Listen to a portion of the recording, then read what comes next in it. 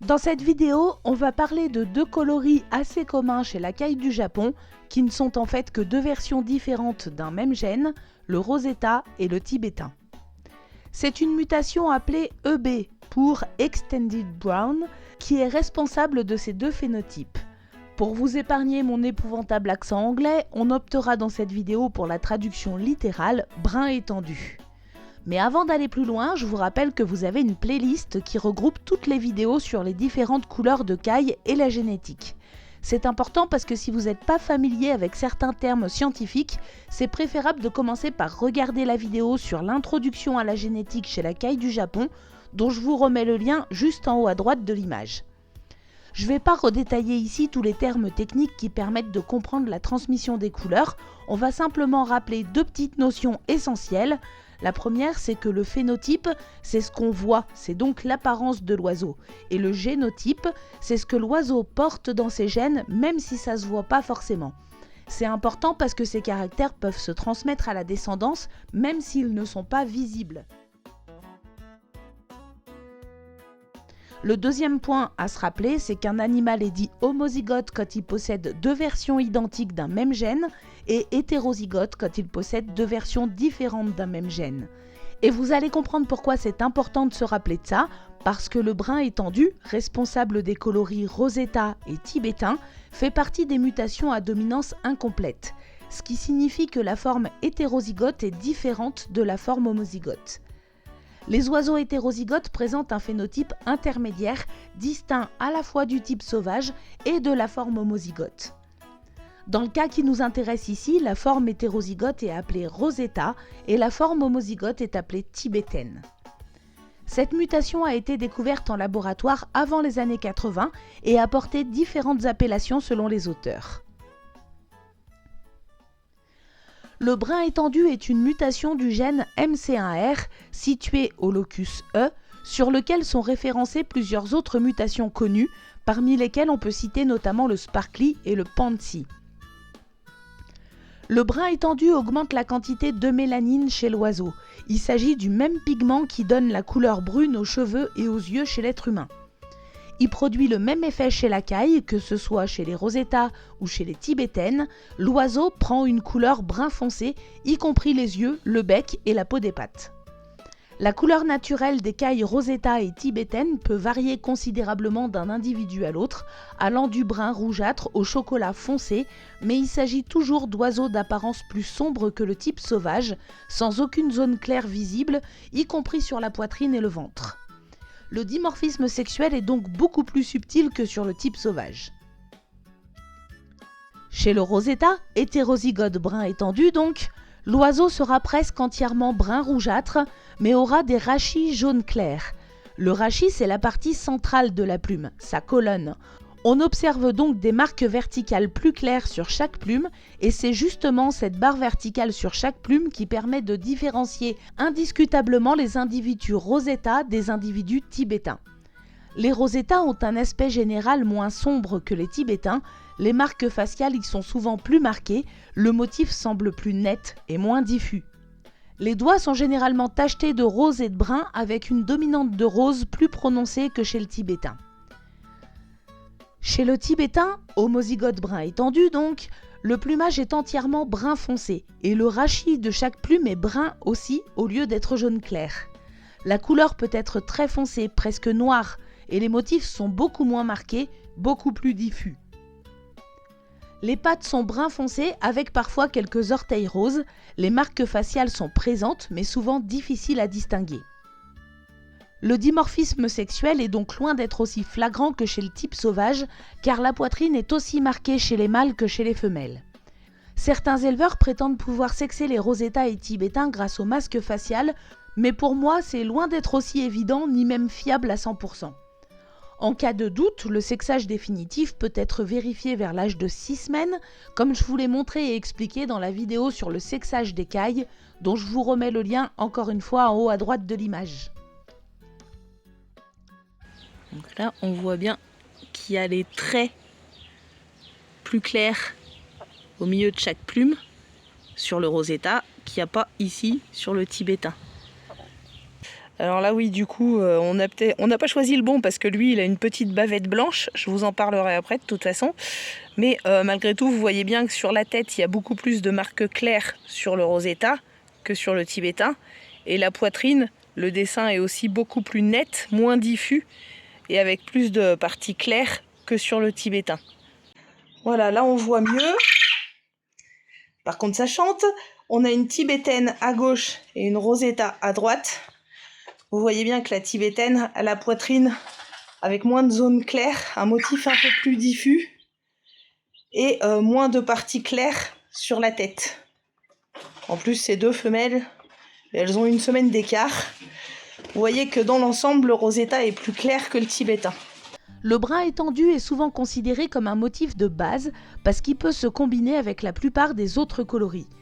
Attention toutefois à une petite subtilité, lorsque le brun étendu est croisé avec le gène faune, appelé Isabelle chez les éleveurs francophones, et je vous remets le lien de la vidéo sur la couleur Isabelle en haut à droite de l'image si vous ne l'avez pas vu. Comme son nom l'indique, le brun étendu augmente la quantité de pigments bruns, appelés eumélanine. Or, l'Isabelle agit essentiellement sur les pigments clairs, appelés phaéomélanine. Résultat, contrairement à ce qu'on pourrait penser, un oiseau combinant les deux mutations Isabelle et Rosetta ou tibétaine ne donne pas un phénotype intermédiaire entre les deux. Le brun étendu masque presque entièrement l'Isabelle, au point qu'il peut être difficile de différencier les oiseaux Rosetta ou tibétains qui sont également Isabelle. Les anglophones parlent alors de brun étendu amélioré par le faune, ce qui crée un motif de barre horizontale jaune sur chaque plume, particulièrement visible sur le plumage juvénile des kaïtos.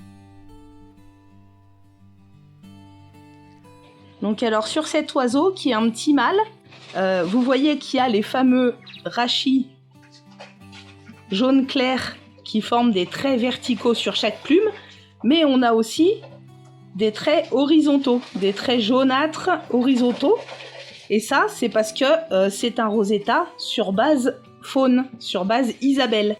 Mais bon, vous voyez bien que quand on le sait pas, c'est difficile de deviner qu'il y a de l'Isabelle dans cet oiseau parce qu'il est quand même très brun roux.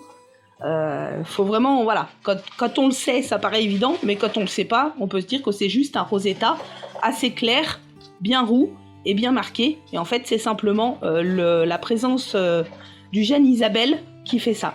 Voici une liste des résultats possibles lorsqu'on croise des oiseaux bruns étendus avec des oiseaux de type sauvage. Quand on croise un individu tibétain avec un autre individu tibétain, on obtient 100% de tibétain. Pour prévoir les résultats d'un croisement, les éleveurs utilisent souvent ce qu'on appelle un tableau de Punnett. Je vous en avais parlé dans la vidéo sur le coloris Isabelle, donc ici je vais juste vous remettre l'extrait. Pour prévoir les résultats d'un croisement, les éleveurs utilisent souvent ce qu'on appelle un tableau de Punnett, aussi appelé carré de Punnett ou échiquier de Punnett. Le principe est simple, on place les allèles que chaque parent peut transmettre sur les côtés du tableau, puis on combine ces possibilités dans les différentes cases. Ça permet de visualiser rapidement les génotypes possibles chez les descendants, mais aussi leur probabilité d'apparition.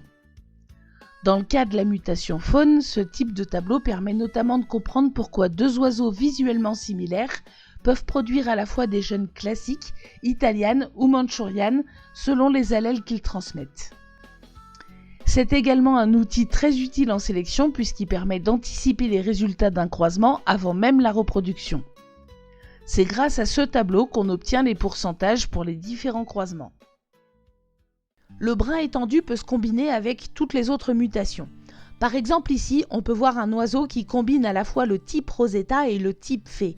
Par rapport à un Rosetta classique, comme celui qu'on voit en ce moment à l'image, dont la couleur dominante est clairement un brun un peu roussâtre, un peu brique, chez les individus qui cumulent la mutation Rosetta et la mutation fée, on obtient un oiseau presque monochrome, visuellement noir, blanc, gris, parce que c'est ce que fait le gène fée, il supprime les tons brun et roux. Il ne reste donc plus que du noir, du gris et du blanc.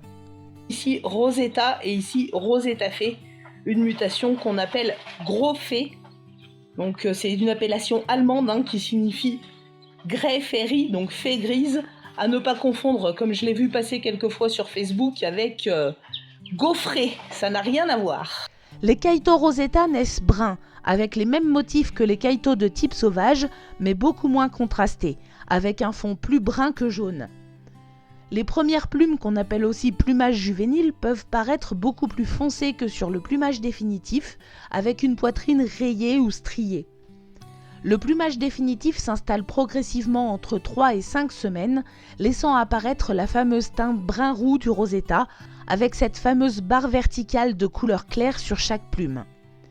Les Kaito tibétains naissent bruns, presque noirs, avec des marques jaunes sur la face. Le motif habituel des Kaito de type sauvage n'est plus visible. Les premières plumes, qu'on appelle aussi plumage juvénile, peuvent paraître très foncées, presque noires, avec très peu de motifs visibles. Le plumage définitif s'installe progressivement entre 3 et 5 semaines, laissant apparaître la fameuse teinte brune du tibétain. Il peut exister de grandes variations de couleurs avec des motifs plus ou moins apparents, allant du roux au noir en passant par toutes les nuances de brun. Chez le Rosetta comme chez le tibétain, quelques plumes blanches peuvent apparaître autour du bec et sous le menton, parfois même une petite bavette, même si les oiseaux ne sont porteurs d'aucune panachure. On entend souvent des éleveurs dire qu'on peut éliminer ces traces de blanc par sélection, mais ceux qui ont essayé semblent unanimes pour dire que ça finit toujours par réapparaître. Ces traces de blanc ne sont pas liées à l'expression d'une panachure connue et semblent spécifiquement liées au brun étendu. On ne les observe pas sur d'autres couleurs lorsque les oiseaux ne sont porteurs d'aucune panachure et on les retrouve de façon imprévisible dans des lignées complètement indépendantes. Elles apparaissent dans des zones anatomiques récurrentes, commissures du bec, sous le menton, au niveau de la gorge et parfois quelques plumes sur la poitrine. Mais elles ne sont pas présentes chez tous les individus bruns étendus. On peut raisonnablement parler d'une prédisposition liée au brun étendu avec une expression variable. Autrement dit, le brun étendu pourrait créer un contexte génétique dans lequel ces petites zones dépigmentées peuvent apparaître, mais leur présence, leur taille ou leur absence totale dépendraient de facteurs non identifiés. Le brun étendu semble également avoir des interactions particulières avec les panachures connues chez la caille. On en reparlera quand on fera la vidéo sur les panachures blanches, mais il est utile de noter ici que c'est sur les bases brun étendu, donc Rosetta ou tibétaine, combinées ou non avec d'autres mutations, que certains types de panachures s'expriment le mieux. Par exemple, le tuxedo, lorsqu'il est idéalement réparti, présente une face ventrale blanche qui s'étend du bec jusqu'au cloaque, en passant par la gorge, la poitrine et le ventre. Il semble qu'il soit très difficile d'obtenir cette répartition idéale chez les oiseaux non porteurs de brun étendu. Je considère le brun étendu comme un basique à avoir dans son élevage pour commencer à travailler les couleurs et les combinaisons. J'espère que cette vidéo vous aura plu, qu'elle vous a intéressé. Si c'est le cas, n'hésitez pas à laisser le petit pouce qui fait plaisir et à poser vos questions en commentaire si jamais vous en avez. Et moi je vous dis à très bientôt pour une prochaine vidéo.